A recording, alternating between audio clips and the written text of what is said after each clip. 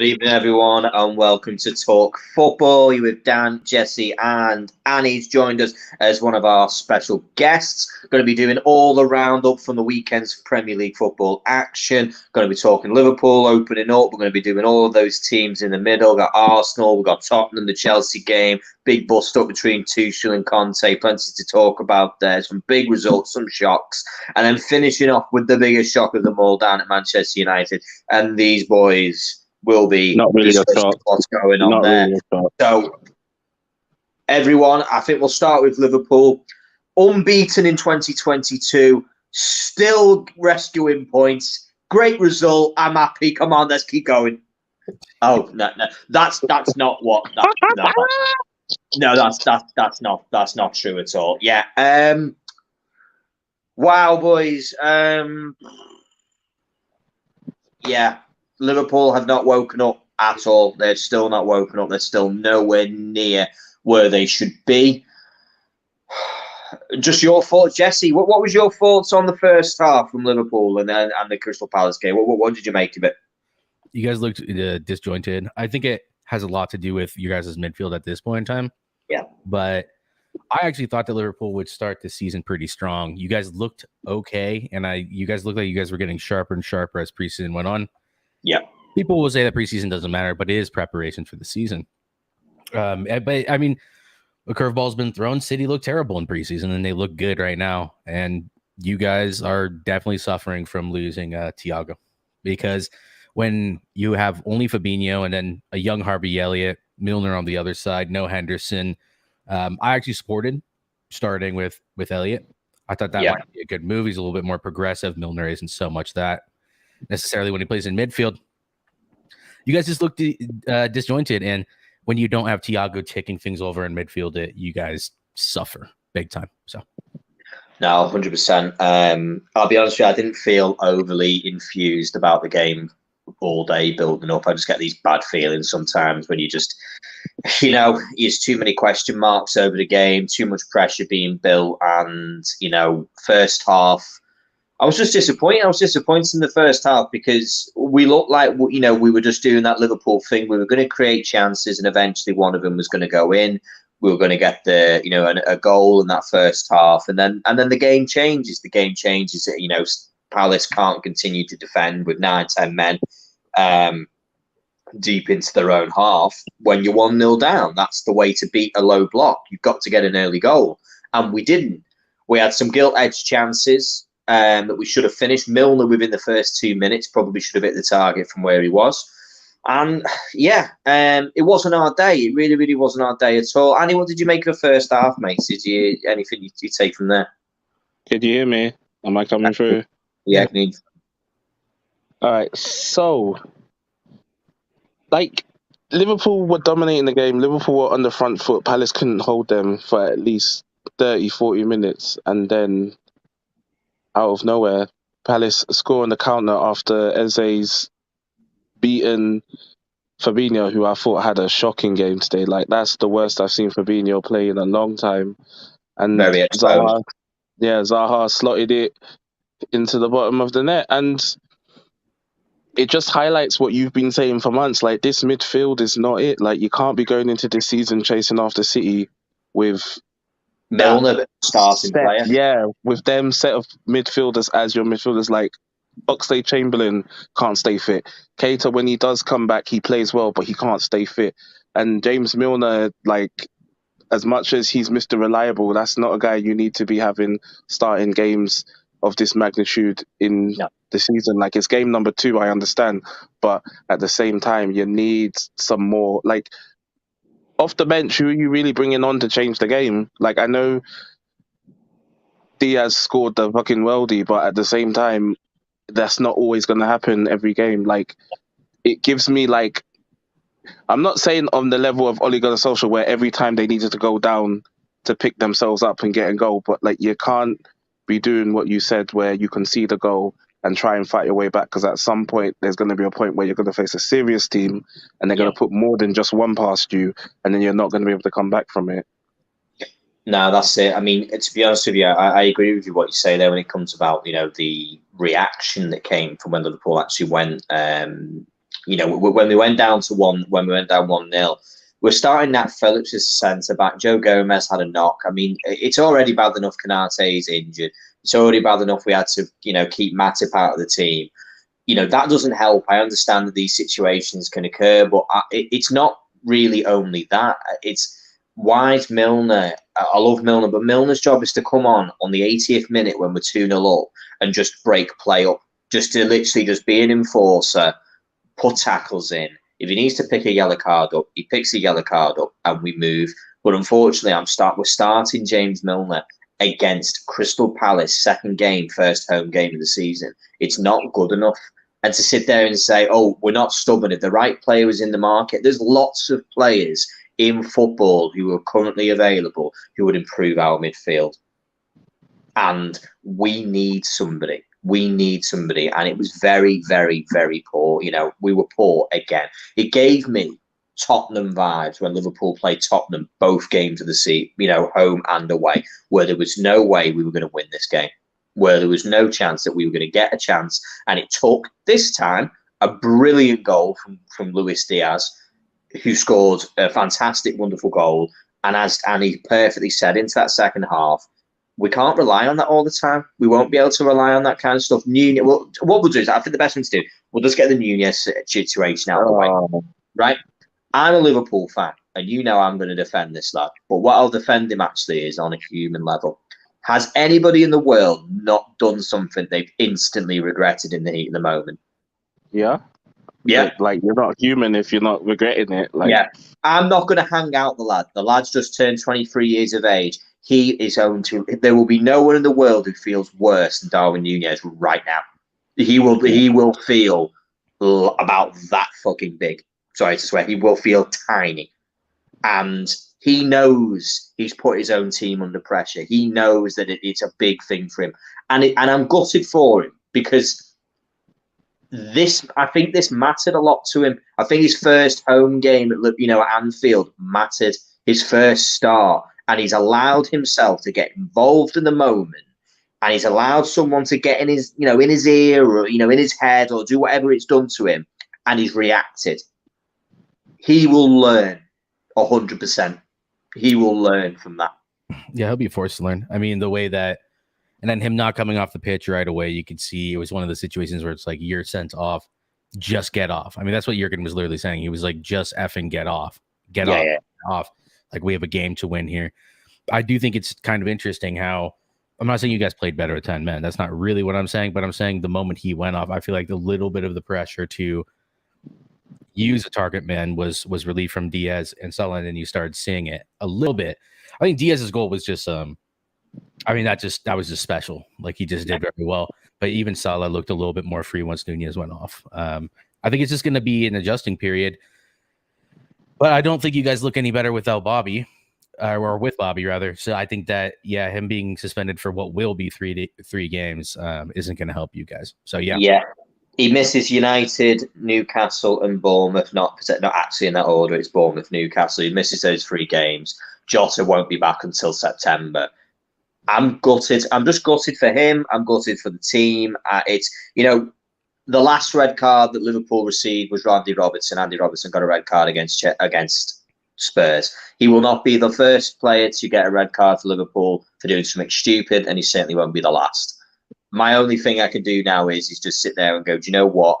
Learn from it. Learn from it, and we move. And he was rescued by Luis Diaz, as you've just said. Luis Diaz was having a pretty poor game up until the point where he just decided to go Super Saiyan mode, get stuck in, and he created it all for himself, and I love that, because question marks were being raised over Luis Diaz. Is he just vibes? Is he just an option? We need to start churning these options into goals, and he did that. I know Luis Diaz will score plenty of goals. He did it all last season. He will do it this season. When he played in Portugal, he'll do it this season. He'll get the goals. We're just going to have to move. This is a really poor result, and it's down on the club now to come up with a solution, because I don't think this team, if they really want to be going on to win things, if they want to be looking at challenging for the title, they want to be looking for the Champions League and any other trophies that are available, they're going to need to reinforce. They'll need midfielders. Yeah, they will. And I mean, it was from a nonsense source, but someone just said that a deal between Wolves and Sporting for Mateus Nunes has finished with $5 million. But it's a nonsense source, I'm pretty sure. So anyway, there's no way Wolves are paying nearly £50 million for a footballer. It's not happening. It's not happening. Unless there was a sale or something. Yeah, you just can't see it. That's 1%. There are options out there is kind of the point, right? Like you guys really should be taking advantage of that. So, well, we'll see, won't we? We're going to have to see what happens. You know, it's going to be another frustrating week for Liverpool fans. It really is going to be another one. I can already see it. Fingers crossed, something happens and we move from there. But listen, great result for Crystal Palace. Came out with a game plan, played really, really well, defended well. Second half, the energy levels dipped a little bit, which I think is where they found that extra moment where Diaz was able to get that goal. But big props to Crystal Palace. Great result for them. A good point, really, really good point, and a disappointing game again from Liverpool. So all we can do is move on to the next match. So with that, we could dissect Liverpool all day long, but let's go to the lunchtime kickoff on Saturday. Aston Villa versus Everton. Yeah. Yeah, what did you think, Annie? Did you watch the game? No, because I was working. But when I was checking out just the run, because this game is more of the battle of the English managers. Like, which manager is really the best English midfielder? Like, that's how people were looking at it as. And it looks like Gerrard came on top because it seems like he has more quality in his team. Like Camara looked so good. From what I watched on the extended highlights, Camara was looking so good. He was clean. He helped distribute. He did his job. Yep. And Everton's still lacking in manpower because you can't rely. They lost Richarlison, and now they're trying to rely on Anthony Gordon to start up top and get all the goals that Richarlison had last season. And Calvert-Lewin, Lord knows where he still is because he's still injured. And now they're looking to try and figure out how they're going to pick up points and not concede many goals because literally Everton is just woeful. Like right now, Everton don't look like a Premier League team. They look like mid-table championship at best. Like, I don't know where Lampard is going to find the players to come and want to play for Everton. Like, and also with the news about 50 million for Anthony Gordon, like, I don't know why he would sell him. That's like his best player so far. So it's telling to see what Lampard is going to do to help this team because really and truly, I don't see where they're getting a win from in the season. Honestly, I think that Everton's doing the right thing as of now, bringing in players that will keep them away from relegation rather than trying to go and do what they've done in the past and buy players that are basically above Everton's station. It's going to be the fact that Lampard just isn't good enough in the end. Anyone thinking that Lampard and Gerrard are on the same level as managers, I don't know. I mean, I don't know what you're smoking. Like, Gerrard is clearly the better manager, but at the same time, he's massively underperforming. This game took way too long for him to get a grips on. And if you actually look at the squad, okay, you can say Diego Carlos, we're not sure about him. Tyrone Mings, people have questions about. But if you look through the rest of the squad there, it's pretty good. So Coutinho's going to be a big miss as well because he got injured. Another injury. Yeah. Another injury for Coutinho. Yeah, I mean, I'd say I watched this game. This was one I had real interest in when we spoke on Friday, in our preview game. I was really looking forward to this match. And I found myself becoming frustrated in watching Aston Villa, to be totally honest with you. I was quite frustrated in the way that they seem to do everything up to the point of trying to get a shot and were not able to up until Danny Ings was able to get his goal. And even then, it felt like, it was a touch too much. It was like a touch too far again. But somehow they got that goal and went in 1-0 up at half time. And then after that, they were in control of the game.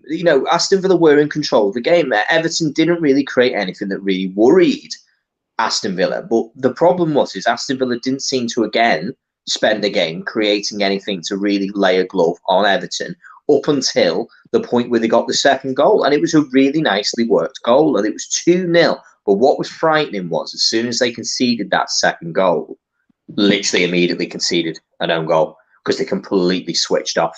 The defence at Aston Villa switched off completely. Luca Dean had a very bad game, not just the own goal, not just the yellow card, but also the fact is the balls that he was delivering were horrendous. He had such a bad game in that match.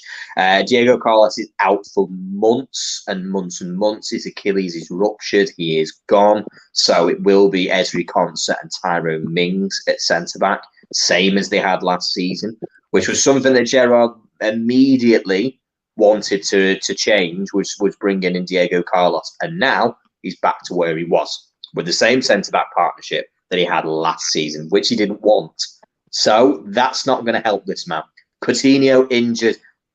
Who knows? I'm not quite sure on the news about him. He's out. Looked like it's going to be for a little while. Matty Cash is also a question mark as well. Quite a lot of injuries going on at Aston Villa. Quite a lot of situations going on there. Really not good. Now, Everton. Where's the goals coming from? I honestly don't know who's going to score for them. Does anyone see anything in the Everton team where they think they'll get goals from them? No, they had 15 minutes where they were doing really well. They had a pin back, and they actually probably deserved to get one or two from there. Obviously, against the run of play, in the end, they ended up getting an own goal from Digne, which was not really that forced. It was just a really, really poor play from Digne. So, no, I mean, like, where will they get goals from? Absolutely nowhere. But they do have like little glimpses of like they might be able to do something at some point, but they're not. They don't have any recognized striker. I know that Anthony Gordon is being lauded as this, £50 million talent right now. I have absolutely no idea where that comes from, except for the fact that he is English, and he is English, right? So. Yeah. And like, I mean, like, they're screwed. They're screwed. So. It's going to be a difficult one. They play Nottingham Forest next week, Everton, and I still don't know where they're going to get a result. They're at home to Forest. Forest are on the bounce. They look really good against West Ham, which we're going to probably discuss in a minute. But yeah, Everton. I don't see it. I don't see where the goals are going to come from until DCL comes back. And even when Dominic Calvert-Lewin does come back, there's no guarantee he's going to play like he used to, because last season, even when he played, he was crap. Hasn't been great. Andy, got anything on that? No, I just think Everton are in a lot of trouble. Like, you look at the squad, this starting 11 here, and then you think to yourself, Connor Cody, Mason Holgate, Tarkowski. Out of all those three, I only trust one of those. The rest of them, I'm not 100% sure. Like, Connor Cody was a brilliant servant for Wolves, but at this current moment, I don't think he's enough to be starting in the centre-back role to be saving them, because it's not good enough. And then their front line, Damari Gray, McNeil and Gordon, like, who's going to score the goals for them? Dwight McNeil has the same number of goals as Alisson in the last 18 months. Exactly. Dwight McNeil, everyone thought, even me, I thought at Burnley, Dwight McNeil was being hampered because of the football he was playing. But now he's more or less it's not a more attacking team. It's more of a team where he has a bit more freedom to go and express himself, but still not doing anything with it. So can't really put your faith in Dwight McNeil to score. Mario Gray will come up with the one good screamer from the outside of his foot to the top bins. Other than that, where are the goals in Everton coming from? Lampard has all these players. Even Dele Alli. Where is Dele Alli? They bought this guy for how many million, and this guy can't even start a game. 40 million. Can't even start a game.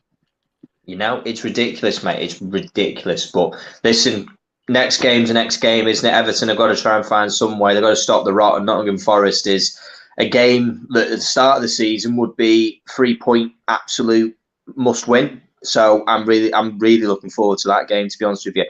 We'll do Southampton Leeds, because this was, I mean, I want your opinion on this one, Jesse, to be honest with you. Leeds 2-0 up. I predicted Leeds for the win here. And is this a bad result for Leeds in the end? Yeah, no, it's definitely a bad result because they were 2-0 up. And once you're in that position, you have to maintain it. I was disappointed. I wanted to see Leeds do a little bit better and not go ahead and concede in the ways that they did. Being 2-0 up, bringing it back down to 2-2 just isn't good enough. But honestly, I only watched the extended highlights. And from what I see here, I mean, a result away from home isn't the worst thing in the world for Leeds for where they're at. I do question though. It's just those seeds of doubt that you start planting inside the minds of the fan base, and then anyone else who thinks that they can do something. Southampton is not an impressive side, No. So I'm really hoping that they're not just gonna fall off in the way that they possibly could do. I mean, No, 100%. Yeah. To be honest, I was really disappointed. I was really disappointed because I remember obviously I've been lauding looking at Leeds and thinking that they were a good team. I backed them to get a win here, and when they were 2-0 up, I thought, happy days. They're coming in, they're doing what they need to do. They're playing good football. I put Southampton as getting relegated this season, and to be honest with you, I still believe that anyway. I still believe that that's the situation going forward. But yeah, disappointing. At the start of the season, they probably said a point away at home to Southampton's a decent enough result. But when you're 2-0 up, 3 points, it's 2 points dropped. It's 2 points that could mean the difference. Not for relegation. I don't think Leeds will be anywhere close. But those 2 points could have made the difference between one position and not. And every position's worth £1 million.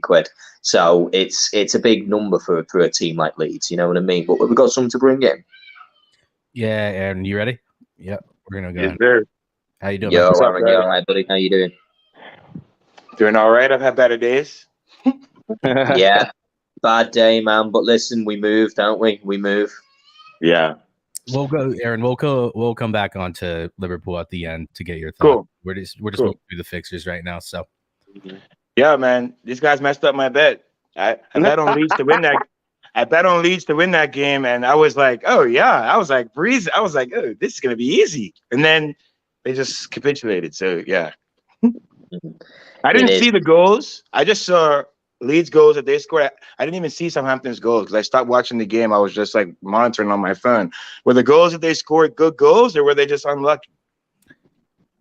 no, like I said, I didn't really watch the match. No, I didn't get to watch this one because I was watching another 3:00 kickoff. I was watching the Arsenal versus Leicester game, so I didn't see this. I was just following it, on my phone. And as I say, it went 1-0. I thought, happy days, and then went 2-0 for breezing it. You know what I mean? Getting a good result, and then went 2-1. You think, it's all right. I think they're going to be a bit shaky defensively, but to concede a second goal was really disappointing. After Really? Rodrigo did all of that to put you guys 2 up, he's starting to show a bit of something. This Rodrigo, last season, he didn't look as good as he was when he was at Valencia, but now it's nice. Pick himself. Yeah, he's starting to pick himself up because I remember Rodrigo at Valencia. He could play up top, left wing, right wing. Now he's starting up top and he's looking like he could overtake Bamford if Bamford doesn't stop getting injured. So. Let's see how it goes for the rest of the season. Yeah, just looking at it here, it looks like Hassan Hoodle made some good changes, though. I mean, both of the assisters, one of the goal scorers are off the bench. Kyle Walker-Peters has had a decent start to the season, to be fair to him. So it looks like Jesse Marsch might have got things wrong. I do think that he probably made his substitutions too late from what I was hearing from Leeds fans. And I mean, I typically trust the judgment of the majority of the fan base when I start hearing, well, the subs came too late, because it typically, the manager being more stubborn more often than not. So unfortunately, no assists or anything from my American boys. So Adams and Harrison started, but yeah, I don't know, man.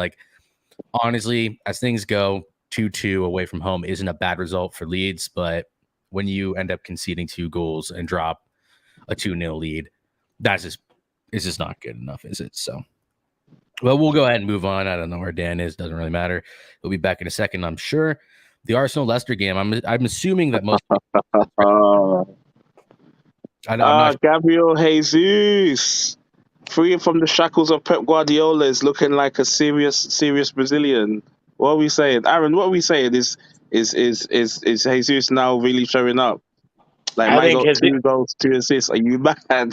I always FPL's thought the guy laughing. was certified though. I've never hated or dissed or spoke anything bad about Gabriel Jesus. Like when Arsenal signed him, I was like, damn, that's a good signing. Like fuck, I would honestly, I would take Gabriel Jesus over Firmino right now. Like I would take that swap in a heartbeat. Oh, yeah. You know, so yeah.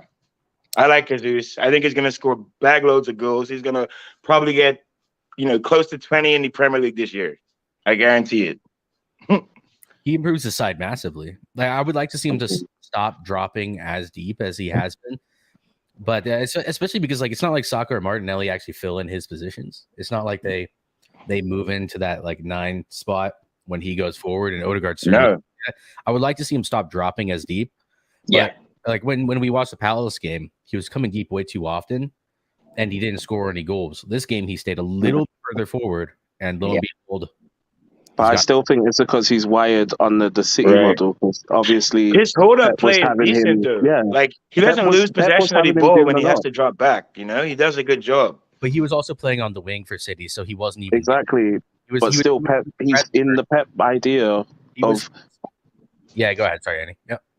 Like I was saying, he's still in that Pep mind. Like he's still thinking when he has to drop deep, I still need to come and create. Still need to push out to the wing. If I can help anyone, I can do it. I'm sure Arteta's telling him, my guy, you've got the people behind you to create. All we need you to do is just be there and put the ball in the back of the net. That's all I want. Because really and truly, Jesus is Arsenal 1 injury away from starting Nketiah, and the Nketiah's not really that great. So they need to make sure that Jesus is kept fit, not drawing any tackles, and just up there scoring goals for them, because the goals are really good. Yeah, the goals are really good. That Arsenal did. They played really well. But just to put off what Twisty's put there, is Arsenal conceding 2 goals at home the problem? I mean, I just don't think it's a problem. I just think it still highlights Arsenal's weakness, which is they still have a weak defence. It's the same defence that they had last season. I know one of the goals was an own goal from Saliba, and these things happen, but when they conceded the goal from Maddison to make it 3-2, I mean, that was pretty poor. Ramsdale should have done a lot better. No, I'm sure it was Iheanacho. I mean, yeah, it went to Ramsdale's legs. That goal shouldn't have happened. Let's be real. Yeah, no, exactly. We're going to go ahead and bring in Patrick here. We're just going over the Arsenal-Leicester game. Pat, how you doing, man? Patty. I'm good, man. I'm good, man. How you doing? Oh, sorry, man. I was just recording with one Liverpool fan from Ireland. As you can tell, I decided to remove my football and chills Wednesday show and made it into a proper podcast, because last time when I invited you guys, I've invited people multiple times. City fans can handle unbiased, so I'll just remove that segment and put it on its own. Every Wednesday, I'll just be doing it on a separate channel. But big up to you guys. How you doing, man? Nice to meet you. Is it Arsenal FC? I can't see. Aaron, LFC, no Arsenal around here. Patrick, we're building up to the big one. Patrick, we'll build up to the big one. Let's sort everyone else out, and then we'll get to it. I'm good, man. I'll be here to 11 because I'm supposed to be on somebody's channel, but I was like, let me support these guys and come on. As always, thank you, my guy. Thank you, my guy. You're always welcome here. Big up to you, Dan. Are you frozen or you're just standing? You're just still. No, he's on the He's got like kids in the room probably or something. Yeah, my children ran through the door and I was like, oh my goodness. Yeah, no. We were just going over Arsenal. Just to go back to just real quick. That Saliba own goal killed my FPL. I was like, but I think I was more unfortunate than anything. But like you guys are saying, for the second goal that they conceded, I don't know what Ramsdale was doing. I've absolutely no. But yeah, no, I think Arsenal controlled the game overall. They did really well. I don't think that they have anything to really be concerned about at the back. I think, like I said, it's that no gloating allowed on this channel. There is a lot of gloating allowed on this channel. Thanks to the Twisted. I think the Saliba own goal was just really unlucky miscommunication. He put it back. I don't know why Ramsdale was in the center of his goal instead of coming to the one side. But at the same time, it wasn't great from Saliba. Yeah, I don't know. Like, honestly, I don't think that Arsenal have anything to be concerned about defensively. I think it was just a weird, like, the second goal was just very strange, is what I'll say. I'm not sure because literally they conceded after they scored, Yeah, and then they went up and scored again.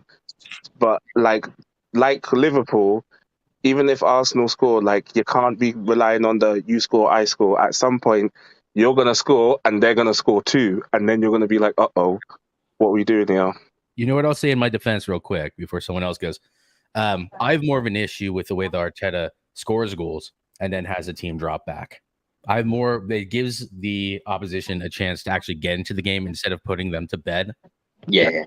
That's mostly my issue. I don't think. You think he's instructing that though, or do you think the team is just doing that because that's what they've been doing for a very long time? Yeah, bro. they did it against Arsenal in the not Arsenal, against Man City in the FA Cup. They did it against They've done Chelsea. it many times, like With- even even with before the Arteta. Aubameyang. So I don't even know if that's Arteta or if that's just how the Arsenal team acts when they concede a goal. They've been doing it the entire time under Arteta, so he should have been coached out by now. If I'm hearing all this word about how good of a coach he is, and they did it against Palace, and they did.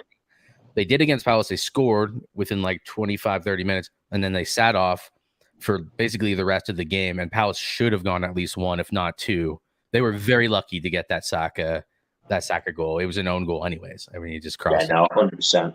I mean, this is it. It's going to be interesting. I mean, they've got the attacking prowess at Arsenal, you know, and they have this ability to, you know, to win those games like they did last season. And ultimately, they're a stronger team than they are. But as has been mentioned, they are an injury to Jesus away from starting with Nketiah up front, and that is going to be a big drop down in quality. They've got to keep that man fit. That's the most important thing going into keeping him fit and keeping him where he is. So, yeah, Arsenal 4-2, another win, 3 points on the board. They should be very happy with themselves. Leicester, Brendan Rodgers is on thin ice. Thin ice.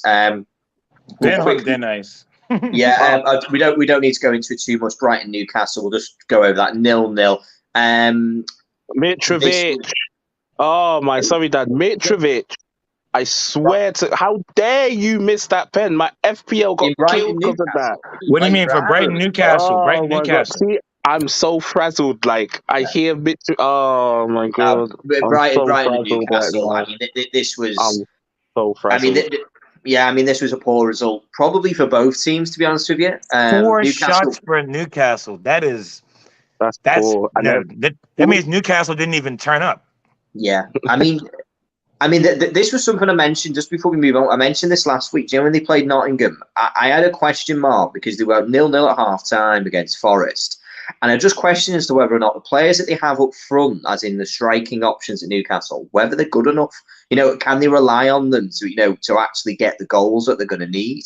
And that's kind of evident here that players like they didn't get enough shots off. They didn't get enough shots off for me to really make an opinion.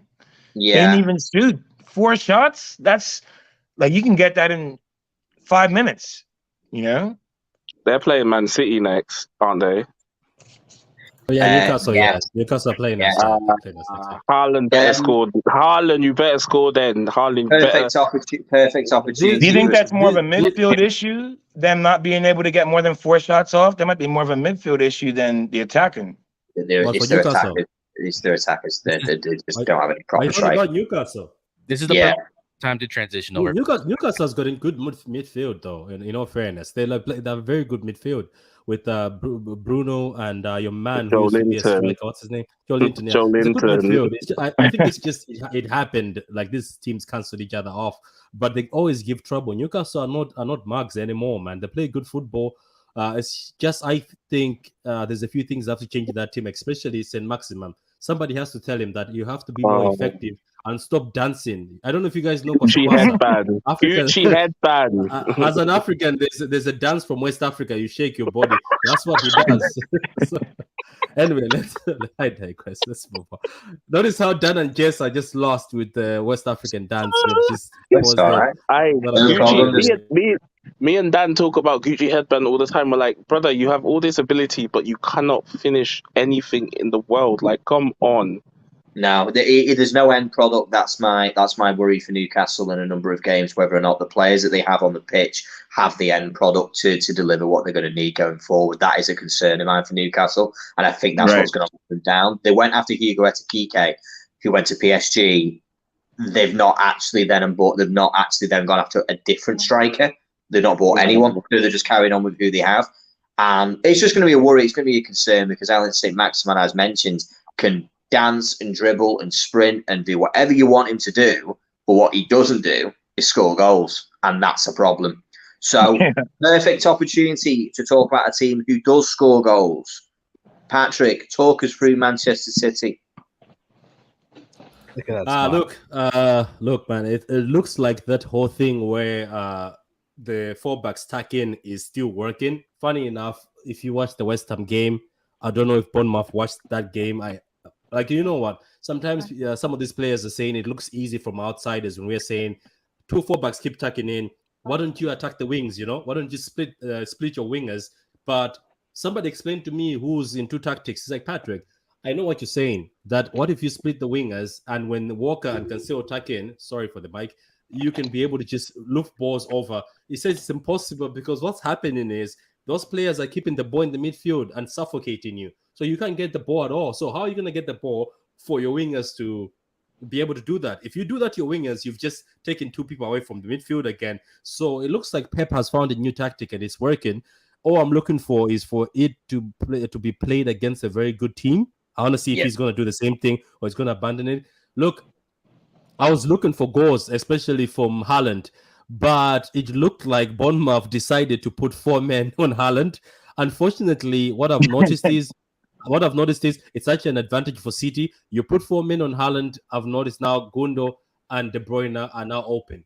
So it looks like Haaland might attract people. Same thing as Nunes at Liverpool. They will attract people. What's going to happen is you get attracted to Haaland. Your concern is Haaland. De Bruyne is able to do what he did. The game was actually great. It was similar to the West Ham one. We kept so much possession of the ball. And Bournemouth, I think it was more sad than the West Ham. There was a point where I was like, have they even touched the ball? The goals, obviously, were great goals. But I am still not impressed as a City fan. I'm still looking for us to play a team that gives us struggle. I'm looking to play Crystal Palace. I'm looking to play Southampton. I'm looking to play Spurs, Liverpool. I want to play teams that I want to see that is this comfortability real or it's just cap? Because trust me, you can play against West Ham, who are not doing so well, who lost this weekend again. I know they were unlucky. You can play against Bournemouth and have possession football. But I want us to play against the teams that give us struggle. Because if you look at this game, even the ratings are surprising me. All we were doing, we were keeping the ball. The only people who had a better performance was Gundogan and De Bruyne. The rest were just doing the normal City thing. Tiki-taka, pass the ball. Fair play to Haaland for getting that assist. That's something we've never seen at City, where somebody holds on to the ball. And he actually pointed at Gundo where he wants the ball and where he wants to go. So I'm good with it, man. I'm happy. I know I'm saying I'm not satisfied yet, but I know what I'm saying because I want to see us play a proper team that presses us and the proper team that gives us trouble. Then if we go through that easy as we're going through the other games, I'll be like, maybe this season we've actually come in with more of a new playing style and much better. Because remember what I told you, Dan and Jess, I was worried about the fact that we only played 2 preseason games. I thought we were going to come short. I'm surprised by what's going on. I'm like, we didn't seem prepared in the Community Shield, and all of a sudden the team has gelled already. So I don't know. Get me wrong, it seems like you've gone the opposite way. Like you looked leggy against Liverpool, looked great against you, and you looked leggy in that game. But then you've now come up against, I mean, not fortunate because it's just the way it is. Is that, West Ham didn't look at the races and they still don't look at the races anyway. No, West Ham looks poor right now. Yeah, but you guys obviously still look good. You still did what you needed to do. You're still doing Man City things. Bournemouth, I think you're right in saying that. It's like, am I impressed that City won 4-0 against Bournemouth? Not really. I expected it. It's an expectation, isn't it? To beat a team, like Bournemouth 4-0. It's just what you would expect. So I'm not going to be like, oh wow. Don't get me wrong. If you'd done them 8-0, I'd be like, whoa, hang on, like this is naughty. So you're on mute, maybe. That's what I was looking for. That's what I was looking for. Right. I was saying if we did them with a high score, I would be like, well done. But those things I've been watching. I don't just watch City and get excited. I watch City and see that have they gone a next level. So far, guys, I'm gonna be honest with you. they haven't gone any level. This is on cruise. They're on cruise. I've seen City do things to teams. You're like, this is sad. I remember there was a time we played Chelsea, even though it was a 1-0. I knew we killed Chelsea in a way that, like, Chelsea was done. They were just walking. Kante was just walking. Like, what else was he gonna do? But so far, it's just been easy for them. And maybe I'm taking a bit away from my team. Maybe Pep is that good, but I just want to see somebody who's worth challenging. And then I'll be like, if we end up just cruising through with somebody like Crystal Palace that give us trouble, or Southampton somehow, or Spurs or Liverpool, I'll be like, maybe we've come back with another level. That's just me. Yeah, like even just looking at it, it's like you guys were just in second gear this entire match. Like, just look at these heat maps.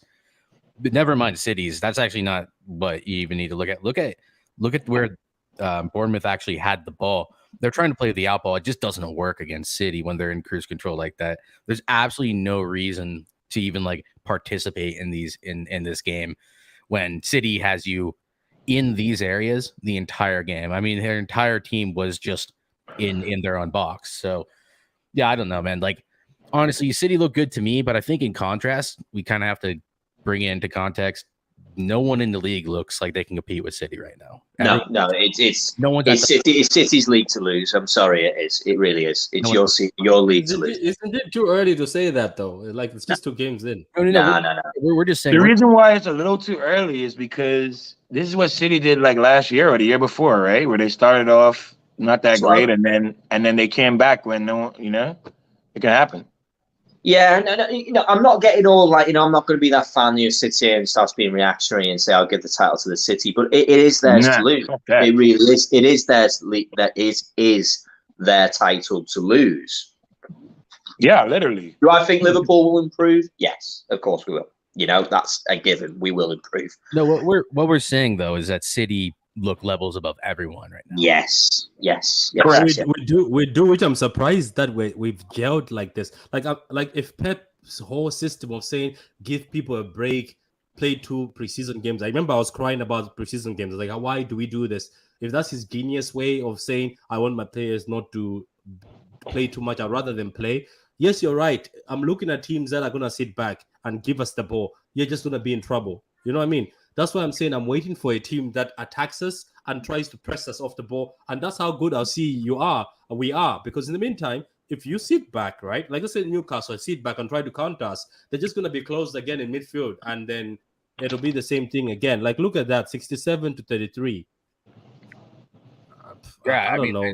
I mean, the amount of touches, we can go back to it, wherever it was. Whatever, it was like 800 something. It was half for them. It's just kind of a nonsense game. So I agree with you on that, Patrick. But as far as the league goes at this moment in time, it really does look like you guys are looking better. By the way, I just wanted to ask real quick, what did you think about Haaland in that game? I think he should have had a goal. Foden should have squared it in like the 5th minute or whatever. I think he should have, because Pep has come out in the press. He's refusing that. He took off Foden because of that. I have a feeling it's part of that, because what he said is, I wanted Jack to play because Jack played good in the West Ham game and Jack has been great. Yeah. So Jack is being given instructions and he's following them. So yeah, the teacher's pet, things will work out. But I think that's an excuse, because he also said this at the end. He's like, Foden should learn to do certain things in the game, or to try to be unselfish. So I said, there you go. He wasn't happy with that, because Foden did that in the Champions League in the Madrid game when Myers was open. Foden decided to shoot, and he's left-footed. Things don't go well with him when he's at the left. So you're right. Haaland should have had a goal. Haaland should have actually had 2 goals, because don't forget, it's that one, the Foden one, and then the one he hit. And he, instead of hitting it properly, catching it properly, it slid through his leg. So Haaland is going to have to learn that sometimes in this City team, they're so used to having with no striker, they just pass it and give it to you. So I don't know. But what I like, what Pep said is, Haaland is not just there to score goals. He's also there to keep people occupied. And Pep said, I'm enjoying the fact people are paying so much attention on Haaland and forgetting that there's De Bruyne and Gundo around. Yeah, 100%. No, 100%. Before we move on, the only thing that matters really, Pat, isn't it, is the champions. You need to win it this season, man. You got to win this Champions League, man. No I don't think I'm gonna ever accept that, because you know why? I accepted a few times and I had the hope that we're taking this. Oh, I've been killed so many times. Now I've just said, you know what? If it happens, it happens. Because I was one of them. I was hungry for it. You're the And favorite, man. You're still hungry for it, Patrick. Don't lie. Nah, you man, gotta be, bro. Until Chelsea, you get it. No, I'm not hearing that. Until you get it, that there's no way Chelsea, you can't be hungry for it. It's impossible. Chelsea killed me. Chelsea killed me. Why not DM? I would never. Patrick was saying something very different on Discord about No, I'm just saying. Look, if we win it, you will not hear the end of me. I will have 1 week stream. A 1 week stream. I will take a holidays at work. 1 week stream. 1 week. Man said he'll take a holiday. But you would deserve it, though. You would deserve it because that would put you in a bracket that only certain teams have made. You know what I'm saying? Yeah, true. This is it. You'll be up there with Aston Villa with the same number of Champions Leagues. You'll be doing well. You'll be doing well. Anyway, boys, we'll quickly fly over because there's two big matches I want to discuss. So, Nottingham West Ham, first win back in the Premier League, first home game. I'll try and hop back on in a bit. Yeah, no worries. Aaron, thanks very much, buddy. Great result for Nottingham Forest. West Ham had a penalty, should have scored, hit the bar twice, hit the line. They did everything but score in that game. West Ham, a lot of problems, to be honest with you. I mean, two bad results, really. I know West Ham versus City is a bit of a free hit, but they weren't good. They weren't great. Could have done better against City. And this game here is 3 points lost. I backed them for a 3-0 win. I thought Skamaka, for all them players to come out and just, go right.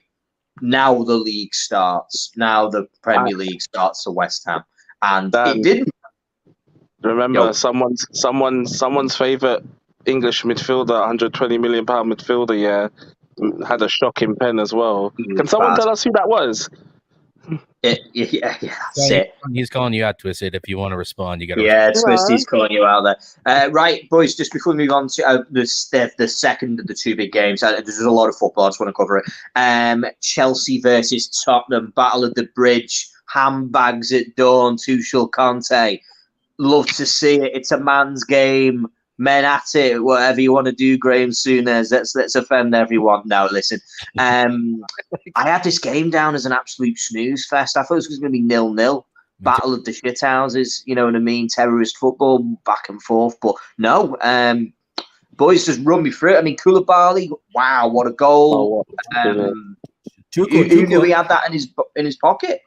Yeah, Tuchel had the tactics down to the teeth, like they were proper tactics. There was a point in time I felt bad for Spurs. I was like, there's nothing they can do. They were just walking, like he outplayed them. But the only issue, again, as we've been saying, all of us, is fix that midfield.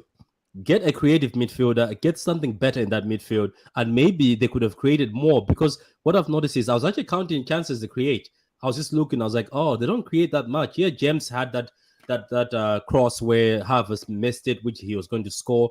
Then we had that opportunity with Raheem where he fluffed as always. But I think they need more chances, because Chelsea fans, I'm going to give you this advice, and I'm not being a hater. If you're going forward with Raheem as your first 9 or your striker, you need to give him more than 5 chances for him to score. And Dan knows this also from Liverpool. You need to give him more than 5 chances. Now, if you're creating less and expecting that he's going to be clinical, even Kai Havertz, you guys are going to... I don't know why Broja was not put into this match, because I think Broja could have brought something different. I think him being played off with the 2 wingers could have been great. But anyway, I like Tuchel. His tactics were spot on, but Conte had a response later on in the second half. And I think this is just me. I think the Spurs goals were lucky. They were just goals. They were definitely... They're not like goals that you're like, wow, but I think they're just lucky goals that happened. I think Chelsea deserved to win this, but the best thing about this match is the interaction between Conte, who was wearing a fake hair, and Tuchel. Oh, Patrick, Tuchel looked like he was about to pull off that artificial hair from Conte. Man was like, come here. Oh my days, it was going to be Mortal Kombat season. That was so... That's a rivalry right there. Like, I like that. I like the fact that these two are heated against each other, even though they both got reds and they won't be... A rivalry is meant to be hugging and big handshakes. You know what I mean? It's respect. This is what it's all about. Man City football heritage. Don't just start, guys. Unfortunately, I'm gonna have to leave you. I'm being called to this or that. If you guys are still, if you guys are still here, I'll jump on. Yeah, we'll link your channel. What channel are you going on actually? I'm going to Pitch Points. It's Pitch Points. It's a Cow's channel, so I'm going to Cow's channel. Just send me a link in WhatsApp, and we'll put it up during this, and so people can hop over once we're done, because we'll be done. Yeah, check over once you've been on there. Appreciate it, Pat. Anytime. Thanks for coming on, buddy. Jesus Christ! Thank you. I'll tell Cow anyway. Thank you very much. Anyway, guys, appreciate it. Thank you. Unfortunately, I'm not very happy that I'm leaving while we're going towards United and Liverpool. Yes, I was hoping he would stay because I have slander. I have so much slander. Well, okay, let me go before I get too excited, because if I speak, Nunes, if I speak, my fantasy league, Nunes, if I speak. Okay. Oh, bro, he knows. Patrick understand. Okay, cool. See you guys, man. Take it easy. Yeah, I mean, listen. This is one of those situations. I mean, there's a lot to talk about in the Chelsea game. I mean, this is one of the difficulties on this channel when we don't always, unfortunately, have the time to be able to, to cover each match. I mean, this game probably deserves a good 30-minute sort of chat anyway. The Marc Cucurella incident. It's a red card. Of course, it is. VAR should be sending the referee to the monitor. It is violent conduct. It's not a yellow card to pull someone's hair. It's a red card, and then inadvertently the next play action is the corner, which is the goal which Harry Kane scores, which ends up thankfully not being an own goal for my FPL off Reece James. The game was full of probably there's a lot of needle in that game, a lot of needle, and I didn't expect it. I thought 0-0, 1-1. I think I predicted 1-1 on the thingy chat, and then I got the result right, but I didn't get the score right. And there was more goals, more action than I thought there was ever going to be. Big game. Points lost for Chelsea. Point gain for Tottenham. But to be honest with you, Tottenham were really poor. I thought Tottenham were poor throughout most of the game. Yeah, they weren't good value for money at all. Actually, this was Chelsea. This had Chelsea written all over it. All the goals were against the run of play. The last one shouldn't have stood for the reasons that Dan just mentioned. Tuchel had Conte's number 110%. Conte didn't know how to react. He made those substitutions, had almost zero influence. But in the end, Tottenham, even the first goal, I mean, there's not a foul in the build-up. There's a foul that led to that goal, but it was just a different phase of play, and that's just too bad. Even then, you could have said, I mean, Richarlison looks like he's in the path of the ball. I don't know what Mendy's supposed to do. I'm not saying it's offside, but he was in an offside position, and it narrowly grazes him. It's a question. You could argue. Yeah, there's a question. So I honestly, I think that, I mean, the ref did. He had an absolute stinker. Yeah, it was a very bad game. Really, really poor from the referee point of view. Complete lost control of what went on. I mean, the Cucurella incident, I mean, there needs to be some form of conversation needs to be had, because for me, Romero should be having a free game ban just as much as Nunez is. You can't do that on a football pitch and get away with it. I'm sorry, but there's retrospective action should be taken. It's not be sitting here going, oh, well, Dan, you're the Liverpool fan and you're moaning because Nunez deserved this red card, but that doesn't mean Romero doesn't. That doesn't mean Romero doesn't. He absolutely deserves it. You can't just pull someone's hair and pull them to the ground and go, oh, it's all good, don't worry about it. We'll just walk on and pass it. Because if Nunez hadn't been seen by the referee getting that headbutt, well, guess what? VAR would have brought it up and VAR would have sent him off. 110%. So I don't know why they didn't look at that incident. Maybe because it's at the end of the game. Blah, blah, blah. Are they influenced by the fact that there's a little bit more going on? They want to get the game going. They need to improve. The referees need to improve their consistency because it's costing teams dearly. And Thomas Tuchel is going to pay a big old fine for his comments. I'm still trying to understand why VAR didn't pick it up. How are they in that room? Do you know what's funny? Guess who was on VAR duty? Mike Dean. How are you not saying that's not a foul, a red card, something? Like, you only see that kind of hair pulling. If you only see that kind of hair pulling in, like, I'm not even going to finish that sentence because we'll get in trouble with that. You only see that hair pulling elsewhere, and how has everyone in the world seen that and you haven't seen it? No, No, they listen, I mean, definitely saw I it. don't They feel, definitely saw it. They definitely saw it. yeah. They And must they need to have. justify, for me, why they don't think that's violent conduct. I know they can't go back and look at something if it's a yellow card, because that's not what VAR's for. That's not what its purpose is. But pulling somebody's hair is violent conduct. Simple as that. And I want to hear why VAR is justifying why they didn't, tell the referee to go and have a look at the situation. I'd love to hear it. And it's cost. I mean, Anthony, I don't feel sorry for Chelsea because I never will. But on this occasion, I have some sympathy for them in the basis of they were cheated out of 2 points here. That is cost them 2 points, 110%. But boys, I want you to dissect the big game of the weekend. No. Dan. Brentford, Manchester You, United. no. Enjoy. I'll be back in a second. No. Aaron, we're gonna let you have your say, and then me and Jess are gonna bounce off each other. We're gonna let the crowd have a chance. Speak on our team. All right. So this is what I'll say. I've told you guys before. My best friend out here in Toronto, he's a Man United fan. So whenever Man United is playing, I always hit him up about it. Now, when I hit him up before the game started, I said, bro, this doesn't look like they won. This looks like they're just trying something. I haven't seen you guys try a 4-3-3 like this since like Ollie's fresh year or something. Like, I'm like, I don't think this is going to go well. That's what I said to him. And he was like, honestly, I wish that Maguire wasn't starting, and I wish that Malacia was starting. And lo and behold, as soon as the game starts, you can see right away that those were mistakes by the manager by starting Luke Shaw and Maguire still, and the midfield balance wasn't there. It was doomed from the start. But when I saw the fourth goal go in, I was like, yeah, it's over. There's no, like, United players in that team don't even have the fight to come back from a 3-0, let alone a 4-0. So you knew the game was over when the fourth goal went in. Yeah, I don't know. I think it's a long way back for United right now. There's no cohesion. I don't even know where I could say they'll end up. I feel like they're going to be like 10th. I'm not even exaggerating. I think they're going to be like 10th right now, like how they look.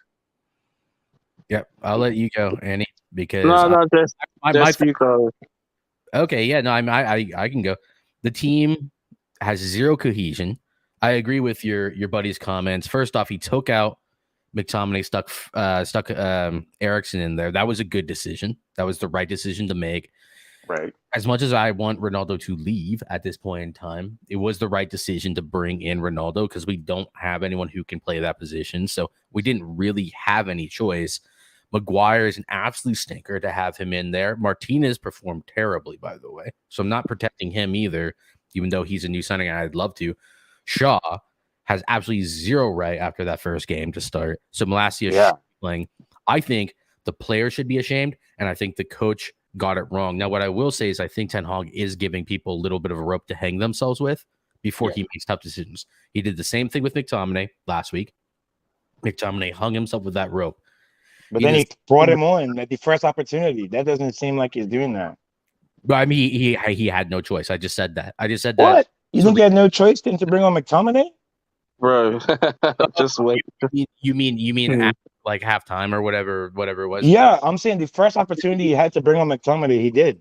Honestly, I think Ten Hag has an excuse because of how poorly the team was playing. But I'm not going to defend Ten Hag because I think he made terrible decisions in the game.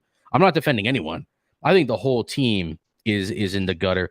But I have very little to say about anything that's going on at the club without bringing the ownership into it. And so when people want to start having this conversation with me, unfortunately, I'm going to be the boring United fan this season, because I already have given up on this team with the Glazers in charge. Like, there's nothing more I can say. These guys know from being in Discord with me.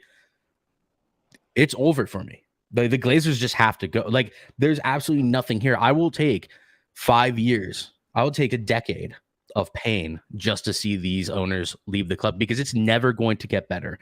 Anytime that United do well, if we get top 4, just for an example, this season, it's just going to paper over the cracks. Like, we are drowning, and you can see it through the football side. It's obvious. Everyone can see it. Rivals laugh. That's great. I totally get it. I do the same to another rival club. I definitely would.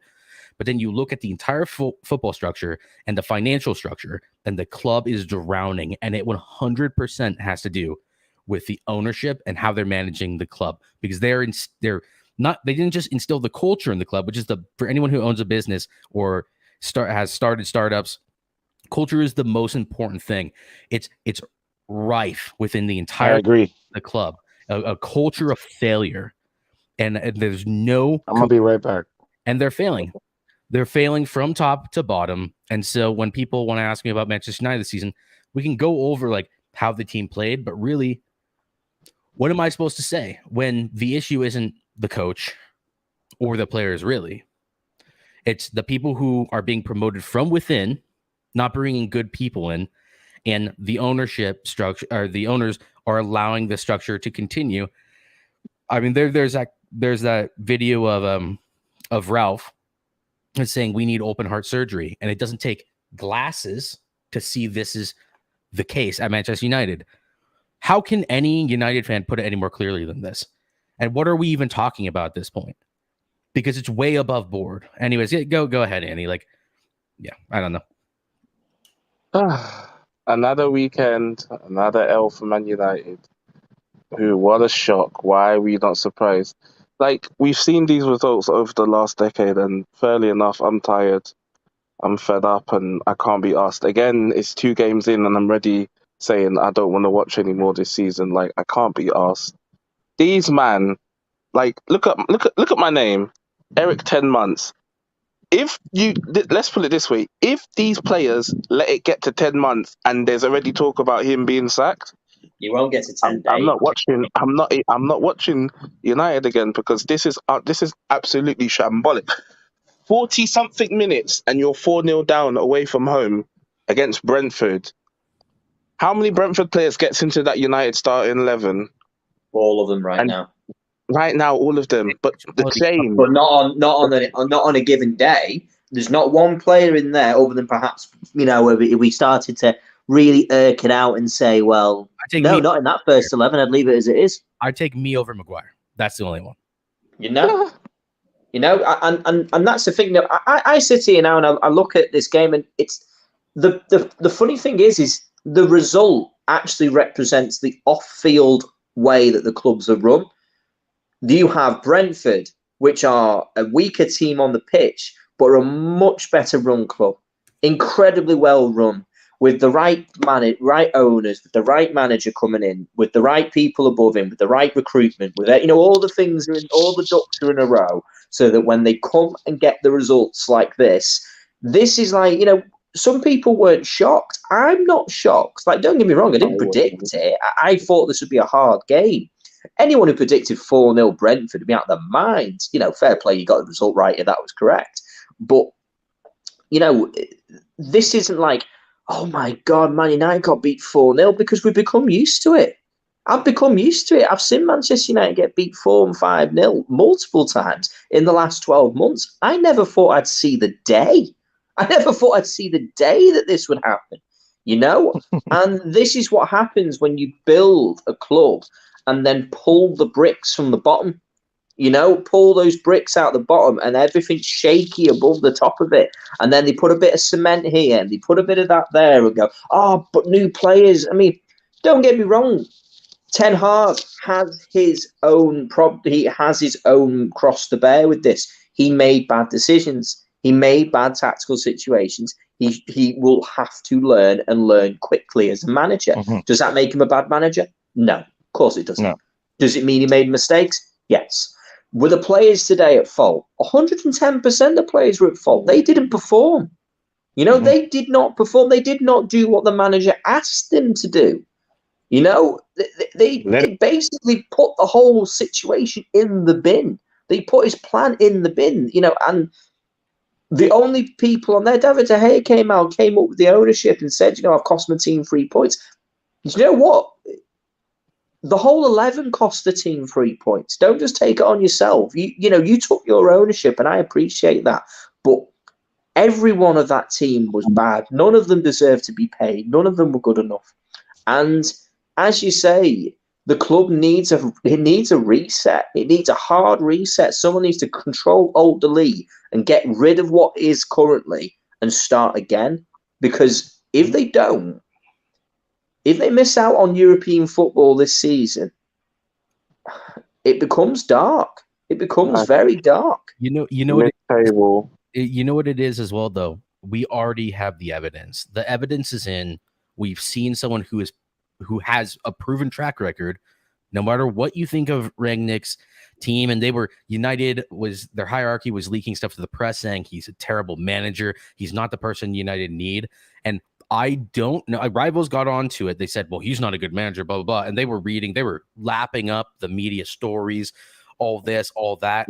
The truth is, we had someone who is saying what the fans have been saying for 5 to 10 years now, who was saying it in front of the press and telling them, looking into their eyes and telling each one of those journalists in press conferences, this is what United needs. And he was being snarky about it, and he was being arrogant about it, and he was being arrogant about it because he wasn't able to get the point across. And the first second they got the opportunity, the Glazers had him fucking out the door. Excuse my language. They ripped. We have evidence of what our club needs. And we also have evidence that if someone with potential to change the club comes in, they don't care. And they'd rather sell us down the river than to actually do what's right for the club. I don't know what top Reds need. I don't know what Manchester United needs, around United fans around the world need to see what's going on. But they need a slap. That's what they need. All right. Clear as day. Yeah, go ahead. I'll say one thing on that is that, Rangnick might not be a good coach, right? We could say that, that's fine. That doesn't even actually matter, because what he actually was brought in for, analyzing you guys' situation, long story short, he came in to analyze the situation and basically tell the club what the hell they need to get back to a good path. He did that by saying, look, the only way that's going to happen is if you clear out all of these prima donnas, get rid of them, and bring in new hungry players that want to fight for the badge. That's essentially what he said. So, I mean, that's the only other hope that you even have if you can't get rid of the Glazers, because at the end of the day, let's be real. If you bring in a whole new squad of people that are not in the mentality of the people that are already there, then something could change, right? Something could change, because that's what I hear the most is the mentality of the team's wrong. And the mentality of the team's wrong because the Glazers have given the impression that they don't care whether or not we win or not, right? It's just like a top 4 thing or whatever. They just really care about the shares and shit, right? And that's right, Aaron. That's exactly what. So the mentality has to change the first, right? And I mean, if they're willing to let go of that many players at once, then that would really show even your fan base that, okay, even if we don't like these guys, they're at least when making at least an effort to change by fucking hemorrhaging some money and getting rid of people that need to be gone. Yeah, but Ragnick said this, we're gonna need at least 6, 7, maybe 10 players. Everyone stopped us laughing 10, and was like, you can't do that. Well, people have bought 6 or 7 players this season and got rid of some people. Half of these men here, I'm sick to my stomach with them. Luke Shaw, Harry Maguire, David De Gea, Bruno Fernandes, Ronaldo, all you man, you can all leave. Rashford as well, you can all leave, because you lot have been part of the same manager group for the last decade, and none of you have done anything to show that you deserve to be here to play for this club. And every single time, these men are giving you a clean slate. All these United fans or so-called United fans on social media talking about, but this player and that player, let go of the agendas. Our club is shit. We are mid-table or less at best. And half of you have all this sentimental issue holding on to these players. Let them go. Let all of them go and start again. When I mean start again, I don't want to see a sentiment of any past managers' players in this club.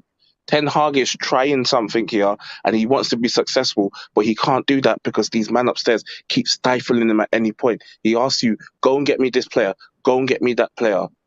Within weeks or less than a few weeks, other teams have bought the players that they've asked for. Why are you still chasing all these players? Arnautovic, Rabiot. Is this 2015? Are we for real?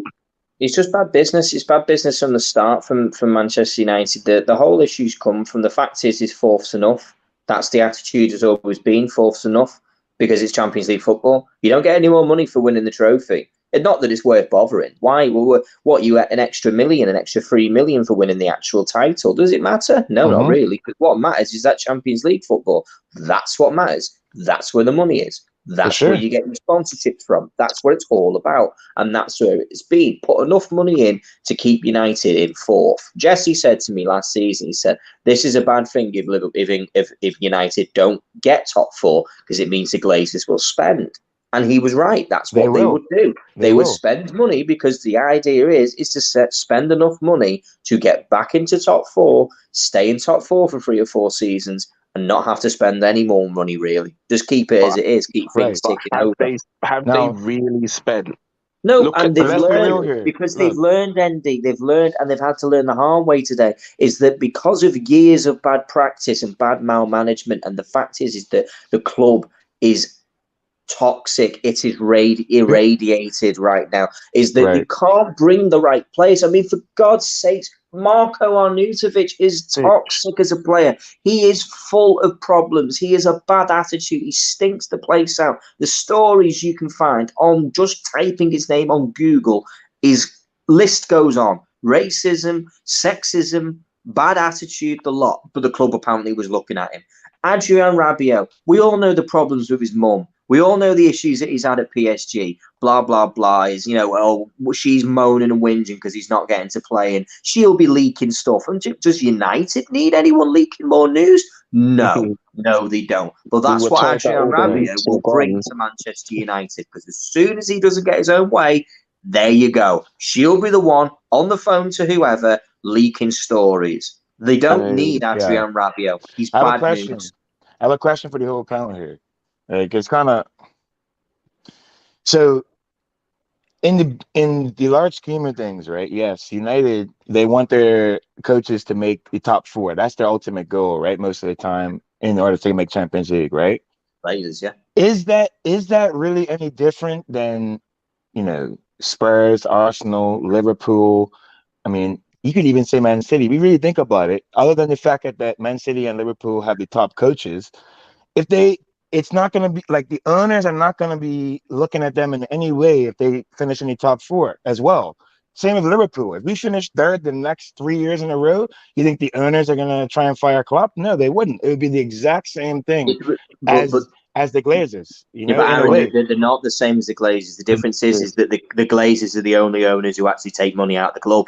Yeah, they don't. What do you mean? Arsenal do that too. Arsenal do that too. Arsenal do that too. No, they don't. They don't. They really don't.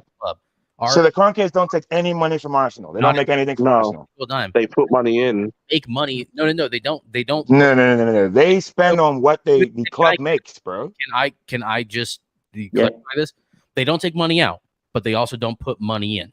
The Glazers are the only club in England, besides one who I think was probably, I can't remember who it was, but now they're in like Division 1 or the Championship, who actually takes money out. What people get wrong here is that we talk about dividends, and they take them out twice, 4 times a year, and it doesn't sound like a substantial amount, and they take it out as consultation fees, even though they're not doing any consulting. They take it out. They take around 11 to 20 million out, around 2 to 4 times a year, but the rest that's been taken out. Are you guys trying to tell me that? Because I have to. I'm confused. Because no other club does this. We take out anywhere between 60 to 100 million pounds out every single year to finance interest debts, not pay off debt, but to finance the interest on top of the debt that is owed. And we've been doing this since 2005. So they take out around I know that. Anywhere from 70, 80 to 120 pounds out of the club every single year. Arsenal, FSG, All these clubs. How do they make money then? Because you're saying that these other clubs don't take any money out. So then why do they earn these clubs? Why does FSG earn Liverpool if they don't make any money? They definitely make money. Aaron, the way FSG is you grow your asset. So they bought Liverpool for £235 million and have invested money in obviously increasing the stadium size, 90 million, plus another 25 million for the 50 million for the AXA, 25 million for the new stand that's being built now. But what they did do is then sell, because Liverpool is part of the FSG New England Sports Ventures network, they were able to sell a 10% stake of the New England Sports Ventures for £700 million to Redbird Capital to make 10%. That's how they make their money. They grow their assets from 235 million, call it 400 million of their outlay. They outlaid 400 million into Liverpool with expansions, with this, with that. What they then did is sold 10% of their total portfolio for £700 million. Liverpool has made them a profit. The money that gets spent on Liverpool is the money Liverpool makes. They don't put money in. FSG don't put any money into our club. They put 124 million. That's what I'm saying. That's the thing that's similar. It's not like our owners are so much better where they're taking their money out of their pocket like Roman Abramovich and just pumping it in. That's not happening. But they are better. No one's doing better. No, they're better. They're better. Yes, I agree. But I'm saying but they're a lot better. Miles better. They're millions of miles better. They're on a different planet, and the reason is because the FSG is good businessmen who look at their asset, and all they've done, we've now got a £50 million a year shirt sponsor. That's FSG. We've now got a new shirt sleeve sponsor is going to be coming in. That's going to be over £30 million. That is because Liverpool's business acumen, which is them coming in and saying, this is how we're going to grow our brand. This is how we're going to be better. This is how we're going to end up getting ourselves more money into the club to finance all the situations that we want to finance. What the Glazers have done is acted like a leech. They've not done any good business decisions. Name one good business decision. No, none. I'm not backing the Glazers here. I think they're horrible. No, I'm not saying you are, but what I'm trying to say is that the difference is the Glazers have only ever leached from the club. They are not good business people. They don't know how to run a football club. What they did was won the lottery because they purchased the club with debt. I could have done. I've never heard of that before United. No, 100%. But Aaron, I could have done that. I could have run Manchester United as badly or as well as the Glazers. If a bank would have lent me the money to buy Manchester United on debt and then saddled the club with debt, which is not my problem because it's Manchester United's problem now, is I could quite easily have just said, okay, so how much does United make every year? Oh, this much. Right. Well, I'm going to take £80 million a year in dividends for doing nothing. And then what I'll also do is allow the club's own money to be spent to keep it going. And all that matters is for the next nearly 20 years, 19 years coming up, 17 years coming up. 17 years. All I will do is take, and then the club just starts to fall apart. The training grounds fall into pieces. Old Trafford is an absolute... Yeah, that's unacceptable. That's unacceptable that Liverpool's training facility alone is better than Old Trafford. Yep. Just the training facility we have is better than Old Trafford. Here we go. Yeah, Jesse's just brought some up. This is worth looking at. Yeah, this is what we've been saying. The amount of debt, which that they haven't paid off at all. I'll be right back. I mean, you're good. We'll just spell it out then. So they have £496 million in debt that they haven't covered. The interest that they've paid off during their, and I don't even know when this. No, that's not interest paid off. That's just interest paid. It's gone. That's interest paid. That's every year the interest grows. I understand how it works. Stop. Yeah. But I got distracted because this is 3 years ago. So this is as of like this year. The interest paid on that debt of, I think we're at 560 or 570 million. Andy might know that. Yeah, we've 568. 568, and then this is the interest paid on that amount. Is another 800 million. Then share sales, which I don't really expect them to put back in, I'll be honest. But at the same time, it is 452 million as of 3 years ago, which they've just sold off another 8 of the company. So it's even more than that. Dividends, 78. That's probably around 115 to 120 right now. And then director's fees. What does that? The director's fees, dude? What does that actually mean? Like, that's actually just a complete nonsense. What was it? Oh, so this will include Woodward and Arnold's salary. That's what they're saying, which is nonsense. But that's their holiday money, the pricks. No, it's bonuses for whoever their vice chairman is, basically. What bonuses do they deserve? What bonuses? Like, I don't get it. What makes them think this is okay that I take this money? Here's the other one, yeah. Plus, we know they are taking consulting fees of around $8 million per year as of a few years ago. That's really what they mean. But yeah, I mean, it's all nonsense, isn't it? It's in excess of £1 billion, isn't it? Way more than that, right? You know, I mean, in excess of £1 billion. In excess. I think we just reached 2 billion, or we're like about to hit 2 billion this year. You know, this is my problem. This is where Annie and I get the ump, though, is that, like, I understand Aaron is actually asking a genuine question.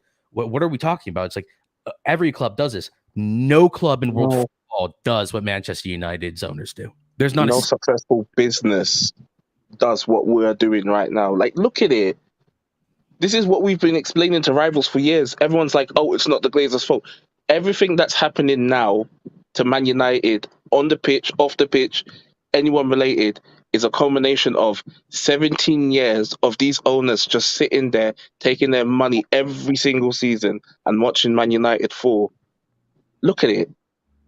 No one in world football does this. Not even Barcelona. No, 100%. And that's the sad thing, is that it's one of those situations where this is the slow death. It's a slow death of Manchester United. And now we're looking at the point where they're becoming seriously ill. They're at the point where they are seriously ill. They're not in a position where the club's dead or gone or broken, but there's a lot of work to be done. It will take years. If a new owner was to join today, it would take years for them to fix this. Years and years and years. At least like 8 to 10 years, maybe. I don't think it'd take that long. I do think it takes 5 years. But that's what I'm saying. No. For you to be challenging for the title again, 8 to 10, bro. That's fine. But to fix the health of the club, it takes 1 or 2 years to fix the health of the club, and then it takes 2 or 3 years to rebuild. How are you gonna get rid of the debt, though? Like, someone has to basically come in and buy the debt with it, right? Like take that debt on as well. That's what would have to happen, right? Here's the other thing. Okay, let me just explain this. The debt is not on the Glazers that they leveraged against the club. The debt is set on Manchester United. So the Glazers don't own any of the debt, so they don't have to pay off a dime of it. Manchester, even though they've added to it, is the are the recognized entity that the debt is on. So if you consider Manchester United, I mean, we have Aaron, Annie, Dan, myself. We're all have our own situations financially. Then we have, Manchester United over here as our fifth participant in this conversation. They have a debt of £568 million because the Glazers have nothing to do with the debt, because it's an illegal practice, and I'm pretty sure it was outlawed in England post Manchester United. It's absolute nonsense, and it's farcical. But here's my point with all this. Just real quick, I have a 5-year plan. I don't care what United does. I'll still love football. I'll still have these conversations with you guys. But people have to understand, when it's like, look at United, they're so shit. Come to a United fan who actually knows what's going on and try to have a conversation about, well, like this is why, dude, we know what's going on. And it's got nothing to do with football fans, football heritage, the club. It's got nothing. It's only the Glazers. That's the only issue at Manchester United, because they have taken this institution that at one point was one of the biggest sporting institutions in the world and have systematically destroyed it. That they destroyed it. Yeah, destroyed it. 100%. Entirely intentional as well. Yeah, sorry, go ahead. It has been intentional. You're absolutely right. It has been an intentional bleed on the business. At the end of the day, the practice of purchasing a club with its own debt and then saddling said business with its own debt, it's not possible. You can't do that anymore. You guys can probably give me a lesson on this, right? Because I was looking the other day when the new list came out of all the European clubs and how much they owe. like United wasn't like highest on the list there. You know, like Liverpool was like very close behind them with like 400 and something million. So like how do you, like, I'm legitimately asking this. How do you look at the amount of debt the club has? Like, for example, Liverpool 400 and something million euros. How do you look at that and say like that's good or bad You business? base it on How do you get to that point to owe that much? You know what I'm saying? The reason that you base it on is, why is the club in debt? That's the question. So why is Liverpool in debt then? Because we've spent £90 million on a brand new stand. We spent another £50 million on another stand. We spent another £50 million on a training centre. If we add that together, just that bit there equates to over half of Liverpool's debt. Okay. Liverpool have actually paid off their debt. They've used, so debt is not a bad thing. I know that sounds crazy. No, debt it's not for a business. The only way you grow is by creating debt. That's the only way economies grow. You have to create new money. Money has to be created through debt. You have to owe it. That's how we build. But it's like saying, if any of you have a mortgage, you're in debt. Of course you are. You're in debt because you own a house. But what you have done is you have a house to show for it, not just debt. What Manchester United have, Manchester United is not the Glazers' problem, is they had everything to begin with. Oh, and now they have a load of debt, which they never had before. They had zero debt. And so none of it is to do with like infrastructure or training facilities. It's all just debt that's just been there for a long time. Yeah, there isn't any at United. They haven't invested. Nothing has changed. The interest that you pay on debt goes away when you pay off the debt. It reduces and it becomes insignificant as long as you're paying it off. The problem is we're not paying off the debt. The only thing the Glazers do is pay off the interest, and then when the subject terms of the contract for that debt come up, they refinance it with the same bank, which I believe is JP Morgan. It has to be JP Morgan. And they do it every time, and JP Morgan isn't going to refuse because you're still paying off the interest. And behind closed doors deals are happening where they're basically saying it's all good. We've got Man United by their legal responsibility, the Glazers, is just to pay off the interest. They have to do that at the least. Yeah, they don't have to pay debt. The interest on the debt rises when they renegotiate the next contract in order to get a loan. To basically, they just refinance the debt and they just get a higher interest rate. But it doesn't. But it doesn't go against the credit of the Glazers. It goes against the credit of Manchester United. And remember, because Manchester United is a public limited company, because it's its own entity, the Glazers have no requirement to pay the debt. It's the club that has to pay the debt because it's the club's problem, not the Glazers' problem. But what would happen if they fail to pay their debt? Then they would default, which would then have administration issues. So obviously that's the reason they do it. Eventually the Glazers will move. They will move on. Have to. This isn't. But it's when. I feel like once they've sucked this dry enough, they're gonna want to move on because they want to make more money off something else. Because it's a golden goose. It's a golden goose until it's not. They've already started moving into cricket clubs and less established markets where they can get a better deal. But this is what we say when we talk about all these things. Like when we talk about United, I'm not super enthusiastic, but I think there's a 5 to 10 year plan here, and I don't think it's ours. I think it's the Glazers, because if we don't get top 4 this year, they're not spending money next year. That's already come out from Arnold.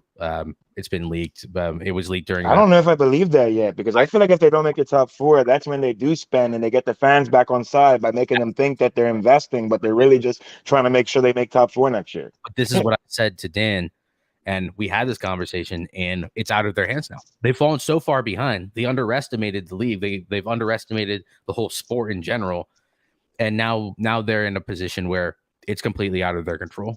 So you don't think they would spend, if they don't make top 4, you don't think that they would spend on trying to get into the top 4 for the next year? Because that's what they'd be promising other investors and other people that are connected, right? Guarantee. I think they'll just sell if United don't make top 4 this year? Yeah. It makes you wonder. I don't see them doing that. I don't see them doing that, bro. I don't know. Do they have the money? This is why I say this is a 5-year plan for me. As I think that they'll hold on next year. I think I'll hold on the year after that. So do I. I think they would stay for at least 3 years and see what happens. They're still making money, bro. It's getting to a point. They're still making money. Yeah, but I mean, just one. We need. That's why they're there. We got to remember. That's the only reason why they're there. They make money, right? Until they stop making money, they're gonna be there. We need to end this here in a second, but I'll just go over this. I mean, like, we don't need to go over the whole thing. But at the end of the day, I hope it shows up. The actual club is, where's the They actual changed the tab. So they're at 2.9 billion. That's half of the actual market price. They're fluctuating between 1.8 and around like 2.2. In terms of value, right? Yeah, they've already lost half their value. So they were asking for 8 million from the Saudis when PIF came in. Billion. Billion. Sorry, yeah, billion. Of course. This was like 3 or 4 years ago. They've already lost half of their asking price. Anyways, the whole point is it's already being devalued. So I think, yeah, 100%. They're going to be 100%. Listen, I mean, hey, that would be huge if they leave. If they leave at the end of this season just from one bad season, then you kind of just got to root for the team to do bad, I guess, for this 1 year. I'm saying I just keep failing, get relegated in the next 3 years if you need to. Because relegation, they're definitely going. But I think if you come 7th or 8th, they'd stay. Yeah, I don't know. Let's go ahead and end here. It was a good stream. Could well do. Definitely. Listen, everyone, thank you very much for obviously joining us. Really, really appreciate your time. Annie, Aaron, Jesse, Twisted in the chat, Anthony coming in there. Everyone else who's come and viewed, we really appreciate your time and coming and joining us. It's been an interesting conversation this evening. If you like the content, hit us a like, put a comment on, subscribe if you can. We're 5 away from 250. We're really trying to get there. If you can help us out, we'd really, really appreciate it. Maybe you could be number 250. Who knows? But listen, everyone, till Wednesday. We'll see you later. Thanks very much. See you guys. Bye-bye. See ya. Bye.